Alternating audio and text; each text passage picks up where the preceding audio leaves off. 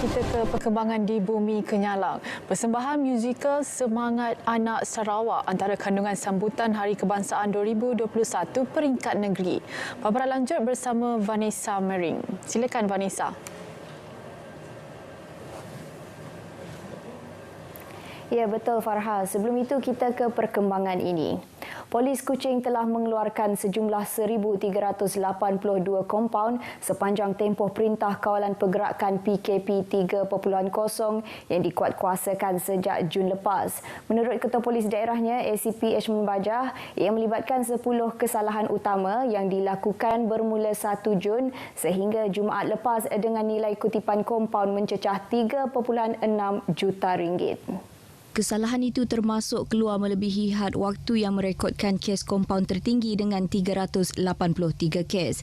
Diikuti tiada penjarakan fizikal iaitu 279 kes dan tidak mengenakan pelitup separuh muka sebanyak 173 kes. Manakala membawa penumpang melebihi kapasiti merekodkan 136 kes, gagal mendaftar kod QR MySejahtera 129 kes dan aktiviti di tempat awam 79 kes. Bagi yang gagal mematuhi prosedur operasi standard pula, polis telah mengeluarkan 58 kompaun dan premis beroperasi tanpa permit sebanyak 39 kes. Dihubungi pemberita di Kuching, Dedah ACP Ashman lagi, rentas daerah tanpa permit merekodkan 17 kes manakala mengunjungi premis tanpa kebenaran sebanyak 22 kes. Operasi Pusat Pemeriksaan COVID-19 CAC di Dewan Masyarakat Padungan di Kuching telah dipindahkan ke Stadium Perpaduan di Petrajaya bermula semalam. Pejabat Kesihatan Bahagian Kuching menerusi satu notis memaklumkan CAC di Stadium Perpaduan akan beroperasi dari pukul 9 pagi hingga 5 petang setiap Isnin hingga Jumaat. Ia turut beroperasi pukul 8 pagi hingga 1 tengah hari pada hujung minggu. Notis itu juga memaklumkan bahawa perkhidmatan saringan COVID-19 bagi pengambilan sampel, swab, perintah kuarantin dan perintah pelepasan masih diteruskan di Dewan Masyarakat Padungan seperti biasa. Seterusnya, kita ikuti ringkasan laporan prestasi vaksinasi Sarawak setakat 28 Ogos.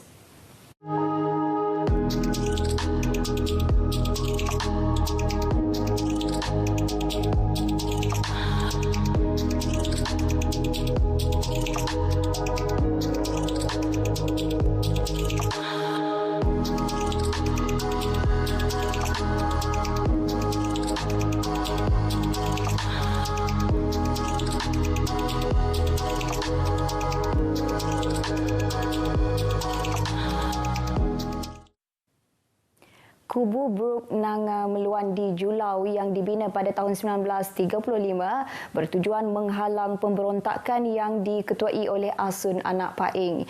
Kini ia masih berdiri teguh sebagai salah satu peninggalan sejarah semasa pemerintahan kerajaan British dan melalui proses pemeliharaan untuk dihayati sejarahnya oleh generasi yang akan datang.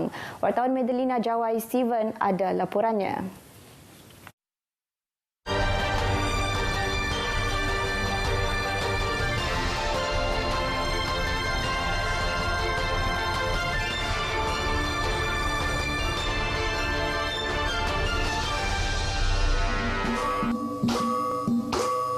Menurut rekod sejarah penentangan ini, pemberontakan Asun Anak Paing dikatakan disebabkan tidak bersetuju dengan pemerintahan Charles Vinebrook yang memperkenalkan sistem cukai bagi pemilikan senjata api, malah yang mempunyai tajau pada ketika itu.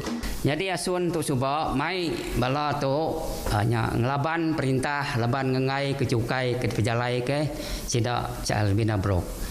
Nyalai sida yang laban lalu mai orang. Jadi orang kena bayar. Tu sida nyandang, sida asau, usau, ranggau, ngau mana udam. Tu segi asau Radha Meluan dia.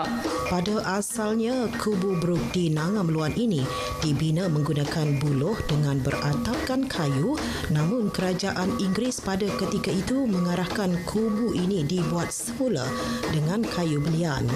Setiap rumah panjang diminta untuk menyumbangkan sebatang tiang dan 3 keping papan daripada kayu belian serta telah mengambil masa pembinaan semula selama 3 tahun.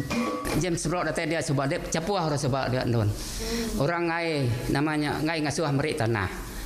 Jadi dia cuba tuai dia cuba tu tadi sudah nyandang tu nyak tanah mawai kurang. Tadi sudah ya bawum sebah jam seberapa tadi dia lalu sudah ya bawum ngejam seberapa. Lalu ngasuhnya dia sudah ya kena bayar bungkus nasi RM30. Meli tanah kendul, bukan melinya bungkus nasi kujakuk lihat. Sepanjang pemerintahan British, kubu ini juga pernah dijadikan pusat pentadbiran brok di Julau pada masa itu. Setelah zaman pemerintahan British dan pembentukan Malaysia, menyaksikan kubu ini diguna pakai antaranya sebagai pejabat pertanian, Majlis Daerah Julau, termasuklah oleh Jabatan Pendidikan untuk operasi sekolah yang menempatkan murid darjah 1 hingga darjah 6. Bagi mengekalkan nilai sejarahnya, Kerajaan Negeri Sarawak telah bersetuju memberi peruntukan bagi projek ubah suai dan pemeliharaan kubu ini. The client of this project is the Jabatan Museum Negara, where the superintending officer is our regional manager of JKR Central Regional Office. So the project of this is cost around 2.8 million, and the contract period is from 24th of January 2019 until 13th of March 2021. Kerja-kerja pemeliharaan termasuklah mengekalkan keaslian bahan binaan, reka bentuk, tata cara kerja binaan, pertukangan serta susun atur kawasan luar dan dalam bangunan berkenaan. Kini, projek ubah suai dan pemeliharaan kubu ini telah siap sepenuhnya, malah siap lebih awal daripada jadual yang sepatutnya. Dan di seberang sana, di sebelah kubu ini juga terdapat salah satu jambatan yang sedang dibina bagi memudahkan pergerakan penduduk yang ingin ke Pasar Julau. Madalina Jawai Steven, Berita RTM. Persembahan musikal bertajuk Semangat Anak Sarawak antara kandungan sambutan Hari Kebangsaan 2021 peringkat negeri pada 31 Ogos ini. Acara yang disambut secara hibrid ini diinspirasikan daripada kisah benar yang menyingkap sisi kehidupan Sarawak Ranger pada zaman darurat.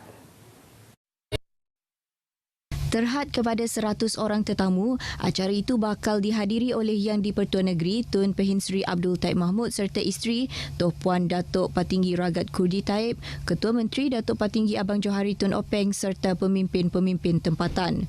Sesi raptai penuh yang diadakan malam tadi turut disaksikan oleh Menteri Pelancongan, Kesenian dan Kebudayaan Datuk Abdul Karim Rahman Hamzah selaku Menteri bertanggungjawab bagi penganjuran sambutan berkenaan.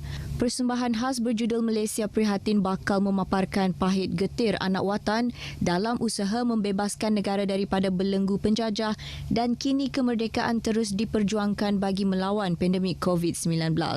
Pelbagai pengisian menarik telah disusun atur dan sambutan itu juga boleh ditonton menerusi Facebook RTM selain siaran langsung menerusi radio RTM. Kerja-kerja naik taraf jalan di Simpang 5 Nyabau di bawah projek Lebuh Raya Pen Borneo akan dilaksanakan mulai 1 hingga 10 September depan. Ia akan bermula pukul 10 malam hingga 5 pagi. Jabatan Kerja Raya menerusi satu notis meminta pengguna jalan raya berkenaan supaya berwaspada memandu di laluan berbatu semasa tempoh kerja-kerja menaik taraf jalan dilakukan. Pengguna jalan raya juga diminta mematuhi setiap arahan di papan tanda keselamatan trafik dan arahan pegawai trafik bertugas. Baik, dengan itu sekian berita dari Sarawak. Kita kembali bersama Farha dan Syarmizi di Angkasa Puri. Silakan.